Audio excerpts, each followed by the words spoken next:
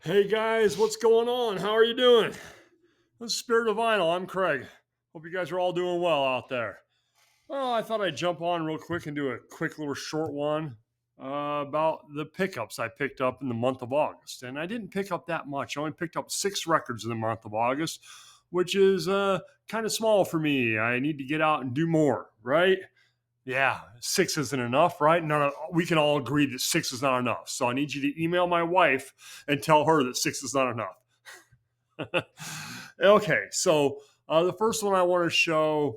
A couple weeks back, I'm watching Mike from MGK Boston, and he starts off his show sometimes playing a record on his player, and he was playing this, and I was like, man, that sounds really cool. It really speaking to my ear. I wonder who that is. And he says who it is, and I'm like, I am getting that. And I'm talking about Evan Johns and the H Bombs. This is their second of 3 records. I have never heard of this band until I saw Mike talking about them. It's on Jungle Records, so there's this cool little label on the back of it there. This is kind of a rockabilly sound. It's from 1986. Like I said, I'd never heard of Evan Johns and the H Bombs or Evan Johns at all, who apparently does lots of work with other people. If you look up Evan Johns, he comes up in a lot of different things, but the H Bombs only have 3 records. But this is really good. It is that cool rockabilly sound. You can kind of compare them to the Stray Cats, kind of.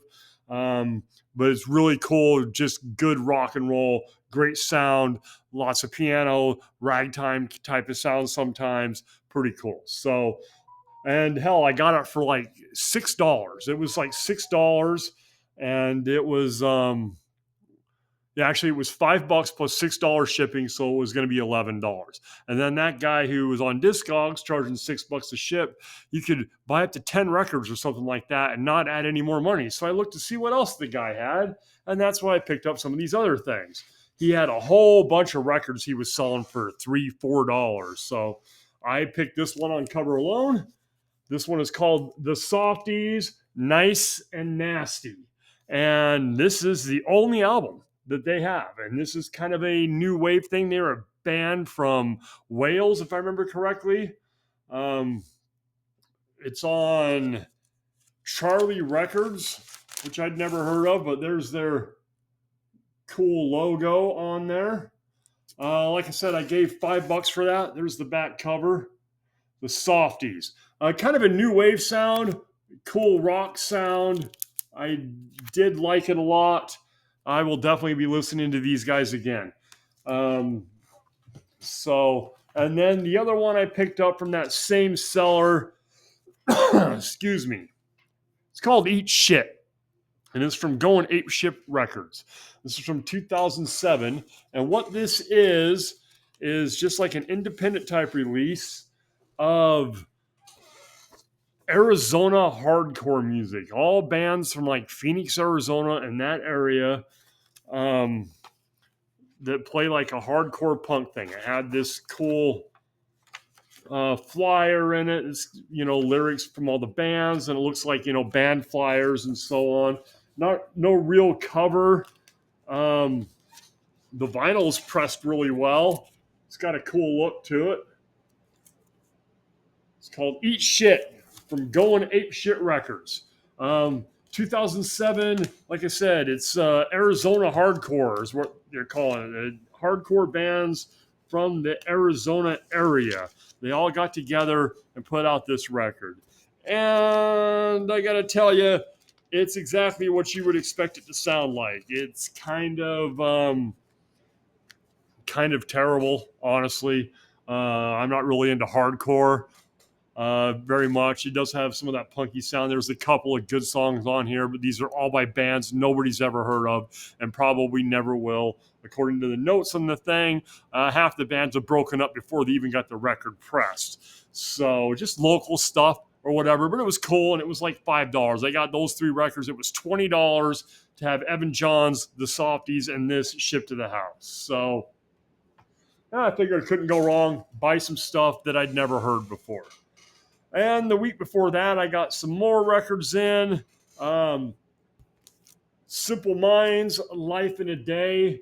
This is another one. I can thank Mike from MGK Boston. I only have one other Simple Minds album, Sparkle in the Rain. He commented, hey, keep buying. They're great. One of my favorite bands. So I trusted him on that, and I bought this. And this one has a gold stamp promo on there. Pretty cool. There's the back. This is from 1979. This is a 1987 re-release.